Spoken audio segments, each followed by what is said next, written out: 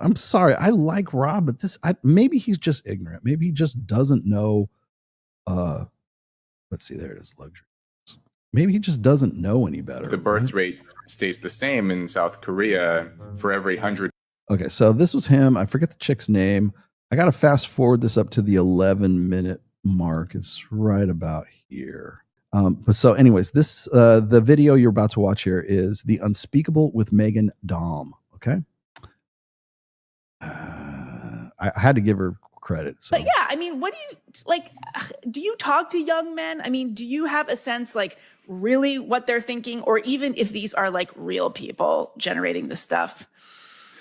Well, so the ones you're describing, I don't know if they're, are these bots? Are they not? Like the people who don't have real identities attached to their Twitter profile pages, where it's like a avatar of a Greek statue, and they're just right. What the kids call shit posting and harassing and mocking people with larger follower accounts.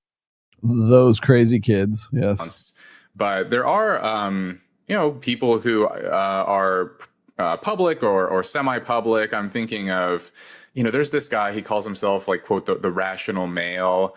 And apparently he's self-published a series of books about like how to date, how to strategically win women over. It's sort of. All right.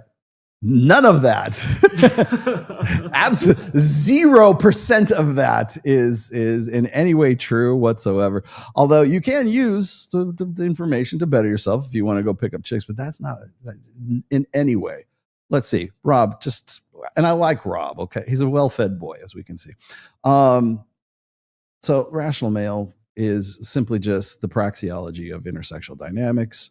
Preventative medicine, which of course he's written this series of books. I don't know. Who knows? Who knows what this guy is all about? Due diligence. Let me explain something to you. What am I? 223,000 followers or subs on mine. You're on a 6,000 sub channel. Just saying. And then positive masculinity, which is about parenting, which is about issues about masculinity from 2017. Religion, and then the player's handbook, right? Which is not about which is not about game. It's why game works. That's what it's all about. That's what those books are about. I'm happy to give you the education that you didn't get because you're making presumptions. And what happens when we presume? We make an ass out of you and me. All right. Now. Yeah, that's okay. Wait. I thought I had that on here. Oh, wait. You're goddamn right. All right. Here we go, Rob. Pickup artist, red pill stuff. And he has a large following online. And he was on Michaela Peterson's podcast a couple of years ago. Probably the biggest podcast he's ever been on.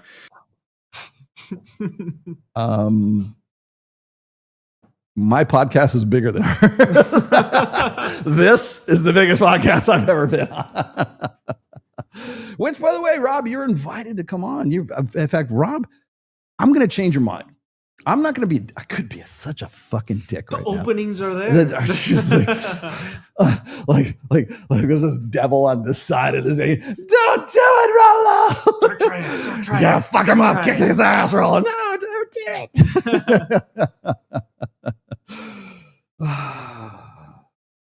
Apparently, you never saw my appearance on Dr. Phil. That's not really a podcast, though. No. It's a show. Television. Rob, have you been on Dr. Phil? Just saying. And trust me, when I went on Michaela Peterson's show, remember, she asked me to be on that show and doctored up that whole fucking thing. Okay. That was back in, God, when was that? Oh, that was in December of 2021. So, Rob, I love you. I really do. I sub to your channel. I sub to your Substack. I know he's going to tell me in a minute. He's got me on mute, right? But you're not getting you're not getting proper information. And I feel bad because I've used Rob Henderson in my quotes, in my quotations. He's a evolutionary psychologist, or amongst he quotes other evolutionary psychologists. He's an evolutionary psychologist who I use as a source for a lot of the stuff that I talk about, right? bird hands once again. Oh man, Yeah. fuck you. God damn it. Why did you make me aware of fucking bird hands? Why'd you personify me? God, I know. Ever since then, I'm like, wait, what am I doing? Stop it. But yeah, I like, I'm not trying to be a dick. I'm just trying to clarify, like, just like set you right here, my friend. Set you right. Because I know that he has been part of Peterson Academy. I know he's tight with Jordan Peterson, making him tight with Michaela Peterson, and has probably only ever heard anything about me from Michaela Peterson. And if that's your only source, then I can see why you kind of have like a bad source there. Yes, exactly. Put me back in. There we go. And I thought, okay, he's kind of a, an aggressive, angry, middle-aged man. Seems like he's had a lot of romantic difficulties in his life. But I gave this talk. How long have you been married, Rollo? Rob, I've been married for, I've been with my wife. I've been with Melissa for 30 years. I mean, if you count the times we were dating before we got married, then I've been with her for 30 years. I've been married for 29 years and a month. No problem there. No problems whatsoever, my friend. No problems with marriage. No problems with dating. No problems with getting pussy. My daughter is 27, also married for 2 years. No problems there whatsoever. And that's the thing, is that you know what kills people is like, whenever I say that, that's the hardest part. You want to know why I don't get past the gate? This is the gate show. You know why I don't get past the fucking gate? Because of that. I've been happily married for 29 years. Oh, we can't have him back here. Why? We need him to be an angry man who is like no life, and he's just sitting at home going, I really wish I could get some pussy. I can't hurt you, Rollo. I Can't hurt. Yeah. No, there's no vulnerability. Rob, I'm full of joy. I mean, other than the fistula right now, I'm in fucking good spirits. Like I'm going to go to. We're going to have CBS is coming in here to do a fucking a documentary on us. I think this is a pretty big fucking deal. How big does the show have to be before how do I get some respect? I got to do my Rodney Dangerfield. A Super Bowl commercial. Maybe that's a brilliant idea. Do it now. The rational reignite. Yeah. No, the thing is like people they just simply don't. And then, again, I'm no hate on Rob. No hate. Please don't send him bullshit. I did see, I'm going to look in the comments. I'm going to read some of the comments in here in just a second. Some people would say, he's been married for 29 years, right? Just saying. All right, put me back. There we go. At a college 3 or 4 months ago, and this young kid, good-looking kid, probably 21 years old, 22. He's a senior in college, probably just graduated now. Comes up to me, he was in the audience, and says like, hey, Rob, have you read this Rational Male guy? Like, I found he was really helpful and blah, blah. And I thought like, wow, young guys. And he wasn't weird. He didn't look like the prototypical incel-y basement dwelling guy. He looked like a normal, like if you just saw this guy in public, you would think, oh, he's probably pretty successful. He's probably sounds like my demographic. Sounds like the kind of guy that I would love to have in my Reignite group. Sounds like the kind of guy who would be a part of MOA. Well-adjusted, good-looking guy.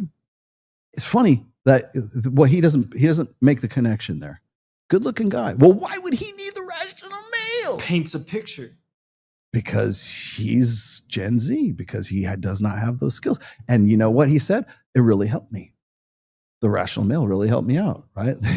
That's funny. It was like I was talking to Owen Cook from RSD. Yeah. And Mystery has said something similar to this, but like Owen Cook was like, they got to the point at doing their RSD like seminars and stuff like that, where like so many people were coming up to them going, have you read the Rational Male? That they had to like recognize, like they had to let me pass their gate, I mean, sorry. Okay. No. Oh, because I was saying he's like saying prototypical, already painting the viewer or the average consumer of your book. Right. A certain light. Like, yeah. The guys who would be reading his book must be like mutants with toes growing out of their heads, or saying it without saying it. Help me get girls, Rollo. No, I know normal people. We have a good time. I was just telling you a minute ago. Like, we like to go do shit. We go deep sea fishing, for fuck's sake. I'm not a basement dweller. In fact, that's my point. I want you out of the basement. I want you to go gun range. I want you to go drive fast cars. I want you to go meet hot chicks at charity events. I want you to go play top golf. Let's go to the driving range, man. Let's do something, man. Just not in the fucking, classroom. Like, I'm so bored. But no, the prototypical incel, like that would be my audience, right? Like, I mean, I'm sure there are. Don't get me wrong. I mean, there's a lot of guys who just need a lot of help. Okay. You can call them autistic. You can call them spurgs. You can call them whatever you want to fucking call them. I call them my audience. Okay. So I run the gamut from guys who are just really just ass out with their social skills to a guy like Jim fucking Kilgore. Jim Kilgore, Silver Fox, commercial pilot Jim Kilgore, read my book and it helped him. And guess what? He was part of Reignite. He was part of our crew. He was part of like me and still one of my best friends. Hell, I drove his happy ass in the Camaro to the pink party when we went to the Mondrian that one time. Haven't heard from him in a little while. Well, I hear from him on Instagram. He DMs me all the time, but haven't seen him in a while because he's got a chick. He's got a regular piece of ass right now who is like flies out to meet him for like, I want to sell him out. You want me to sell him out? I'll sell him out real quick. He had this because he's a pilot, right? He had this one layover. He had to be in I think he had to be in Texas or something like that. And it was on his birthday. And he was staying at like some hotel for like a day or two so that he could like get his schedule so he could get on the plane that you're supposed to fly, whatever. Yeah. So he's there. His chick flew from Stamford, Connecticut to Texas or whatever, Austin, wherever the fuck they were, goes in, gets into the room, like puts all this birthday shit everywhere, like cards and balloons and I don't know, throws rose petals. He sends me the video. He's like, this is what she did. Ooh, hell yeah. Rob, does that sound like the basement dweller that you suspect of my audience? Like, it's so much more than that. But you have to build your brand. This is just brand building. Please don't do it at the expense of being ignorant. I like you well enough that I don't want this to be something that is like your perception of me is developed based on the opinion of one dumb autistic bitch, right? Yep. Is based on fucking what's Michaela Peterson. Michaela Peterson, daughter of Jordan Peterson. Let's see. Would you like to compare my daughter with Jordan Peterson's daughter? Because I'll tell you right now, my daughter did not have a child out of wedlock, has not been divorced, did not petition her Instagram audience to find a babysitter in Miami so she could go party, that kind of stuff. Yeah, I'll be happy to show you the receipts for that too, because I still have the reels for that. I still have the screenshots from the reels for that. Like, what's funny to me is like Michaela Peterson is the polar opposite of what Jordan Peterson has been preaching for the longest time. It's like, you got to make, if you're a mother, you've got to make a distinction. You've got to make a choice between your career or being a mother. And you know what? His daughter is flies in the face of everything he's ever said. Right? Yeah. Me, my wife, my daughter's married. She got a new job. I'm not going to tell you where, but she's gainfully employed. She's got a great husband. Ooh. She has a good life, right? And no kids yet. No, I'm not believe it or not, I'm not he's a grandpa. I'm not a grandpa. Seriously, I am not a grandfather. I have no grandchildren whatsoever. Senior Rollo. She has a dog, so technically I'm a grand-dogger, dog grandfather. But I'm very well-adjusted, very happy, like by all intents and purposes, a very well-adjusted lifestyle. So I hate to blow that impression for you, but there you go. pretty happy as far as, you know, a 21-year-old guy would go, you know, how you would perceive them. How shocking. And so I think there is this crossover. Now, when I talk to young guys, they will reference some of these writings. They'll send me tweets or ask me questions about this stuff. And I think it makes sense what you said earlier. Like, you know, Jordan Peterson filled this void for a lot of guys who maybe weren't getting that much advice from.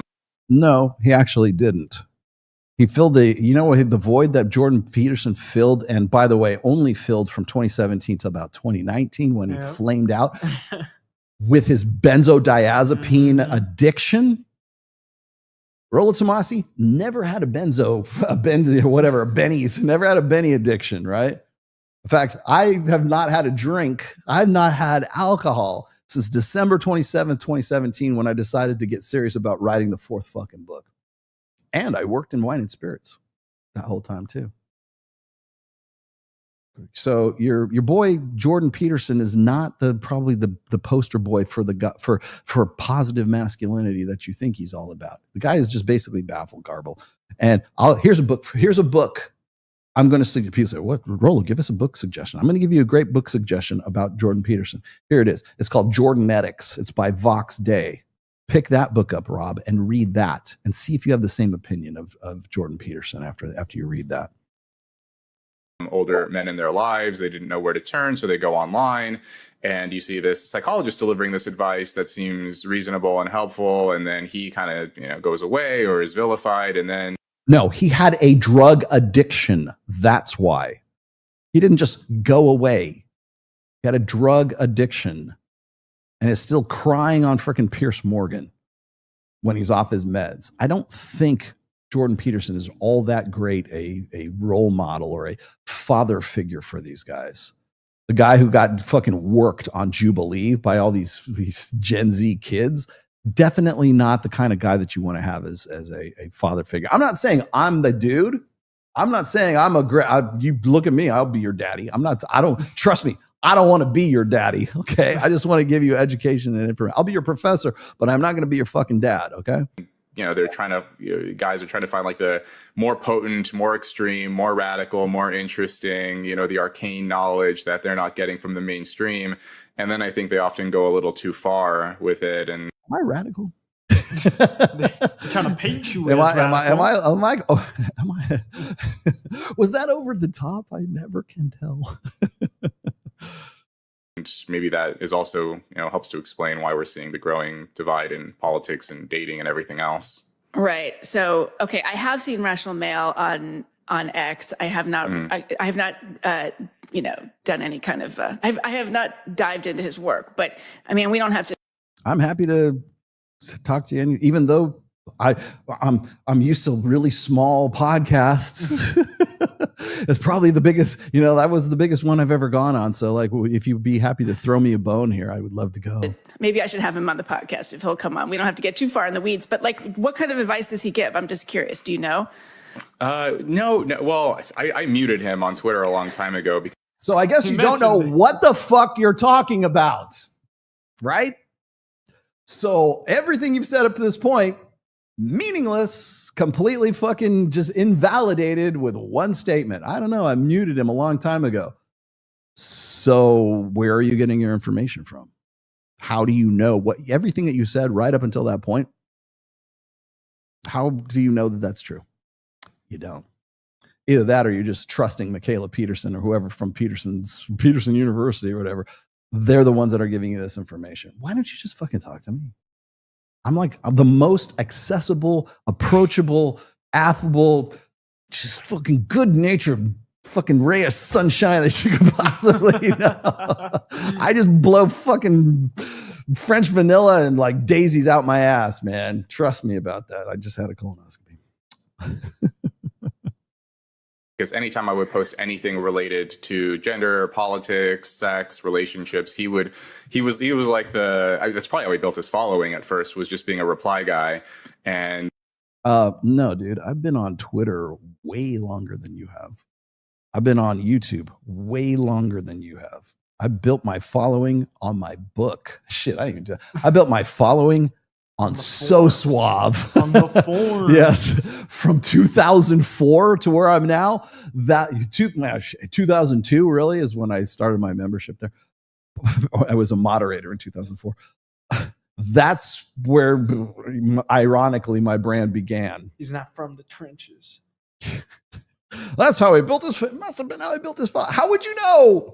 You have me muted. How do you know? You don't. So fuck you. Come on, man. Throw me a bone here, please. Being very confrontational and hostile with his comments, and so No, you know what I do? I use your old tweet because I bookmark his. You know, I've used them on this show.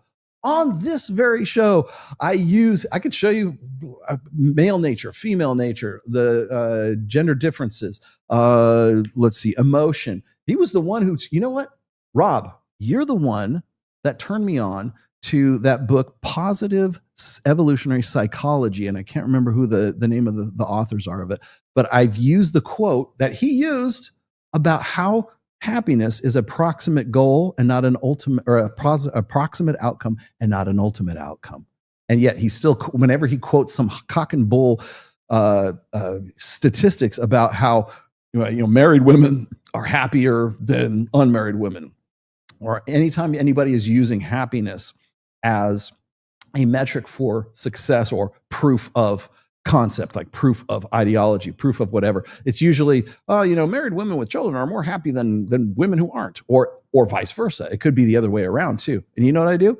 I go and I grab the quote from Rob Henderson that says happiness is a proximate outcome, not an ultimate outcome. Happiness is an emotion. It's something we do. It's not something we are. So anybody who is telling you that happiness is some sort of perpetual state or some goal state that you can achieve and maintain indefinitely is selling you something. They're selling you that fucking ideology. You've heard me talk about how discontent is what defines the human condition. That's where all this comes from. From Rob Henderson. I quote you, dude. I quote your shit. And when I go and I repost that and I go, this you? It's not me being hostile. It's me checking you. Not because I think I'm going to be a dick and be hostile and be like confrontational. I want to know where the old Rob is. I want to know where the dude who in 2020 turned me on to the book Positive Evolutionary Psychology, which I have given to Mike, which I have quoted on Access Vegas, which I've quoted on this show several times because of Rob Henderson. You're one of my go-to sources, along with Steve Stewart Williams, Dr. David Buss, everybody drink. With I'm trying to think who else. He's one. Rolf Dengen, David Schmidt, who was the contemporary for David Buss. Certainly Marty Hazelton, God Sod, all the rest of these guys. I'm quoting guys that you quote. That in some cases I discovered because of you. Like, I'm not being an asshole. I'm just saying, it's this you. That's all I'm saying. I'm not being a dick. And I'm using your material to check you. That's all. I'm using Rob Henderson of 2020 to check Robert Henderson of 2025. That's all I'm doing. I've done the same thing with Jordan Peterson too, by the way. It's like I'll use his old videos and say, this doesn't gel with the guy who said this in 2020. And we have the ability to do that now because social media, because internet. The internet never forgets, and Lord knows Rollo Tomasi doesn't either. So I muted him. But from what I understand, he will say like, there's this long-running conflict with men and women, and either you get what you want or she gets what she wants, and he'll nothing could be further from the truth. What have I said in the past? That men and women are better together than we are apart. We're innate, evolved complements to one another. In fact, I get in trouble with black pill doomers and MGTOWs and MRAs alike whenever I say something like that. We are evolved complements to one another. But because you muted me, how the fuck do you know? He even said it again. How do you know what you're fucking talking about if you don't know what you're fucking talking about? Like, literally don't know what you're talking about. Overinterpret findings from evolutionary psychology and twist them into something that fits with his agenda. those stats and those research and that data come from you, come from guys that you quote, come from Steve Stewart Williams, come from David Buss, come from Rolf Dengen. And if you would unmute me, we could have a conversation about it. Agenda. We could have this conversation civilly. I would love to have him on. Fuck, I really wish he would, because I have followed him for quite some time. And like, as you know, I've used his well, maybe not his personal data. You know what's funny is Mac and Murphy does more like actual research than Rob Henderson does. There's another one, Mac Murphy. But then it's like, the thing that gets me is like, you've got like Sadia Khan. And people are taking her fucking word as gospel. But this dude who mutes me wants to tell everybody everything he knows about me. It's kind of like it's kind of like that time when I was on with Jedediah Bila, when she used to hate the red pill. Yeah. And she was like, well, you know, I don't know anything about Myron and Fresh, but let me, for the next 45 minutes, tell you everything about everything that's wrong with Fresh and Fit. I'm like, how the fuck do you know? You don't watch the show. Like, quote something, tell me something. I love it when people go, those red pill guys always say X, Y, and Z. Okay, who said this? And what is X, Y, and Z? Like, who said this? What was the content? And you know what? Every time you go and I'm at the point right now where it's like, I'm turning into Eric Clary. I swear to God, I'm turning into Eric Clary. Like, I'm just like, who said this? That's all I say. I'm not a dick about it. I'm just like, who said this? Who are you quoting? Crickets. No fucking nothing whatsoever. And you know why? Because those are just brands. The people who come at me, or like I'll say, or they'll say, we need more male teachers. We need to do this. We need to be concerned with male mental health. We need to get guys back in the workforce. We need to get guys. I'm like, fucking great. What are you going to fucking do? What's your plan? What are you doing? I'm doing Reignite. Mike's doing Men of Action. You know, I'm sure there's some, hell, even Aaron Clary's got his minimalist group, and he'll be happy to do one-on-ones and talk to you about your finances. He's an actuary, for fuck's sake, right? He's actually doing something one-on-one with people.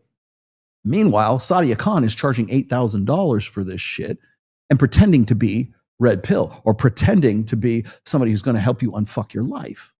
And she's a complete fraud. Meanwhile, I don't get past the gate, and I can't fucking talk about these things without somebody who has muted me is going to tell you what I'm really about. Let me tell you what to think about. Let me tell you what to think about this guy who I've muted. Like, who fucking, like, at that point, like, who's listening to you? And plus, if it was misconstruing his arguments, his theories, his whatever, right? Mm-hmm. Why wouldn't he want to disprove you on the internet? Show you, put the proof out show there. Me talk to him. Show me the incident. Show me, but he can't, because he's got me muted. He would rather talk shit and say, oh, this is what these guys are doing. What am I doing?